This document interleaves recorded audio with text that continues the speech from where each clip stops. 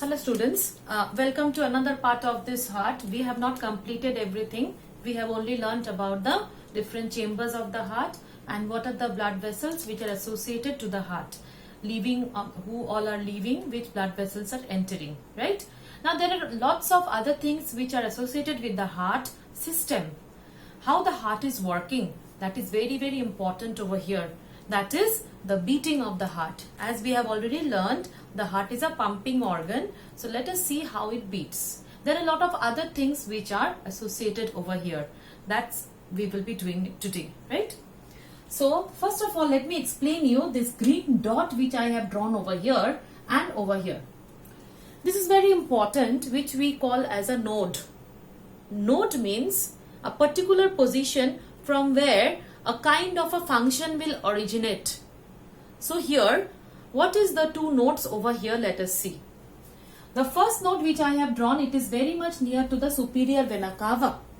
It is near to the opening of the superior vena cava, present at the corner of the right auricle, right? Now, this particular node is known as SA node, which is also known as a natural pacemaker. Now, when we talk about a pacemaker, pace word is related to the running or the work which we are doing. So, when we talk about this pace, that means it is actually somewhat related to the working of the heart. Now, the heart will start working when the order will be actually given by, or the command will be given by this node. And what is that node? That is the SA node, sinoarterial node. This sinoarterial node, as soon as the blood will reach over here, this will start the heart to pump. That means, what is the function of the sinoarterial node? It is actually setting the heart in the pumping system. It is initiating the heartbeat. So the pacemaker's function is, it initiates the heartbeat, and obviously this is a natural pacemaker which is known as a sinoarterial node, and where it is present near the opening of the superior vena cava. Another node we will see, which I have drawn over here, it is actually present along the intra-auricular septum. Intra-auricular septum, that means these two auricles are there. Septum, which I have already told you, the membrane. Near the intra-auricular septum, which is very near to this tricuspid valve. And this node is known as AV node. Atrioventricular node. Atrioventricular node. Again, at the same time, this node is also having a function. But before that, let me explain you. The node is actually giving rise. This particular node is giving rise to certain bundle of fibers from this particular part along the intraventricular septum. There are certain fibers which originates. Okay, and these fibers, it's a bundle. You know, suppose when we decorate our home with the crepe papers, right from the top of the ceiling, from the point, if you make all the ribbons to hang, so how it will look like? It's a bunch, it's a bundle, right? So this particular fibers are actually known as the bundle of His. Okay, this bundle of His is actually originating from the AV node. Hope I am clear. And it extends, as you can see the diagram, it extends to the intraventricular septum, and this consists of the branch. It will branch out. It will branch out. And it will reach to the ventricular muscles. And this branching is known as Purkinje fibers. Now, what will happen when there will be the pumping? This particular SA node will start the pumping, which will be continued by the second command given by this AV node. And the second command will be the ventricular pumping. So that we will know. So I have explained you over here about the two nodes which are present with the circulatory system, that is the heart, SA node and AV node. These two, I think so it is clear with y'all. Okay. And this is conducted. The moment the message will be given by this AV node, this will be conducted to the whole part of these ventricles through these Purkinje fibers. Hope I am very much clear. Okay, now leaving this particular, let us just go to the next part. So here I have already completed this AV node, and so I am rubbing this one, and I will start with the next part. That is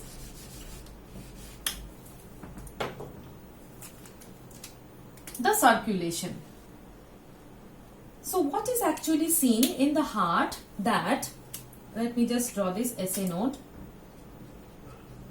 and we know the AV node is present over here. So what happens is, the two auricles, they receive the blood at the same time.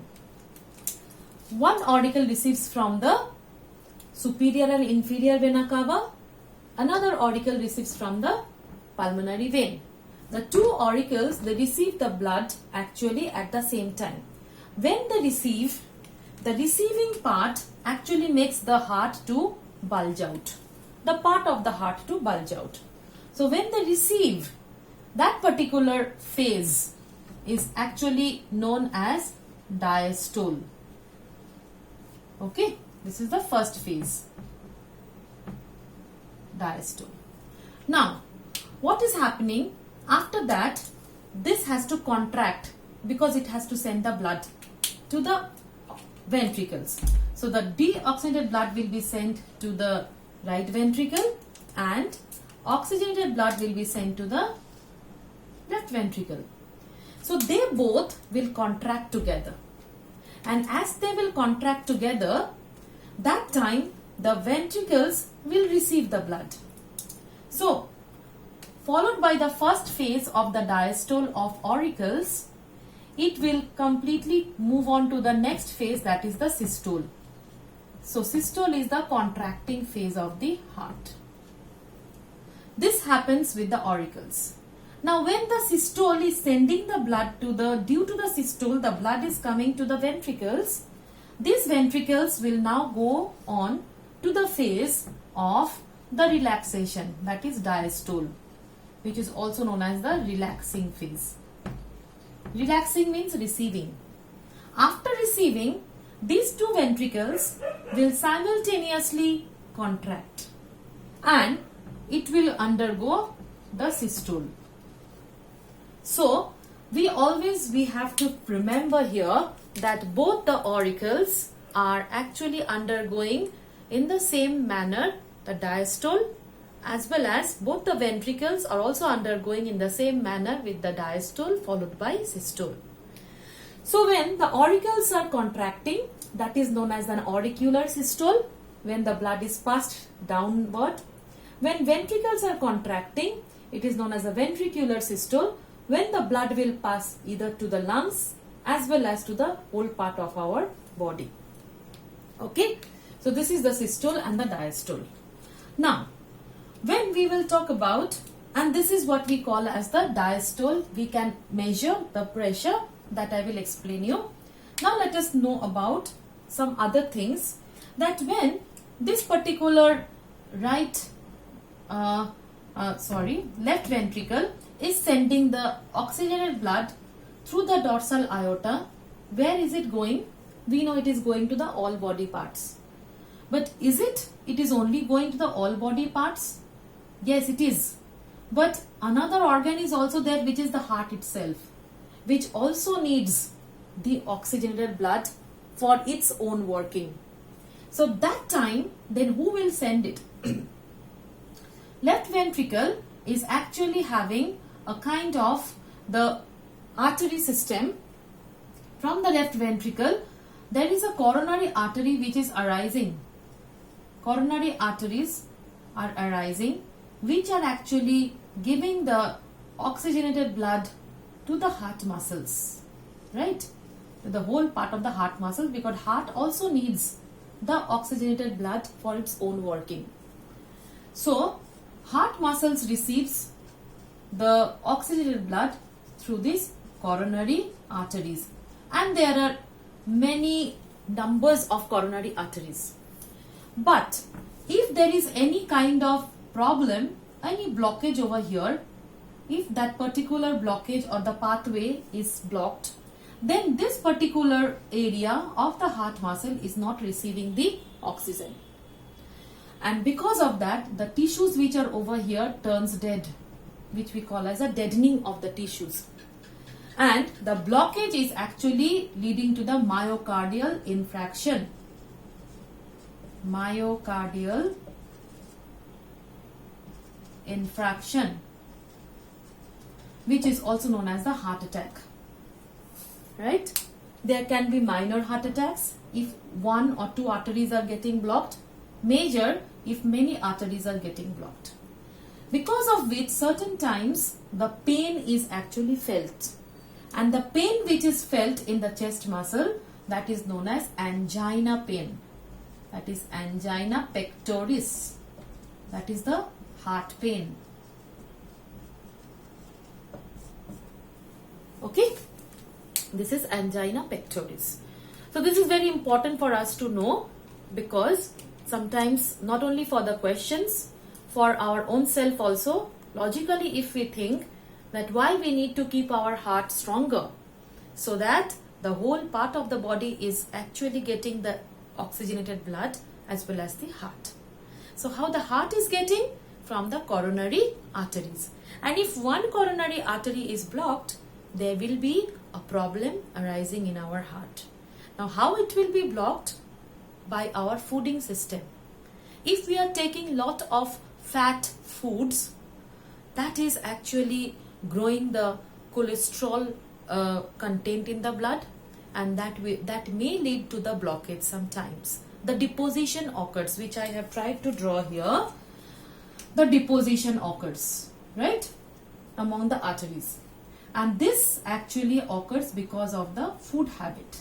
So this is very important for us to know, that those who all are having a very problematic heart, they must actually control their diet, and they must have in their food some kind of oil-free diet which will not let the blockage to happen. Is it okay? So till this much, I think so we can go through, and again we will be moving on to the next part of the heart, where I will be explaining you about the different blood vessels. Thank you.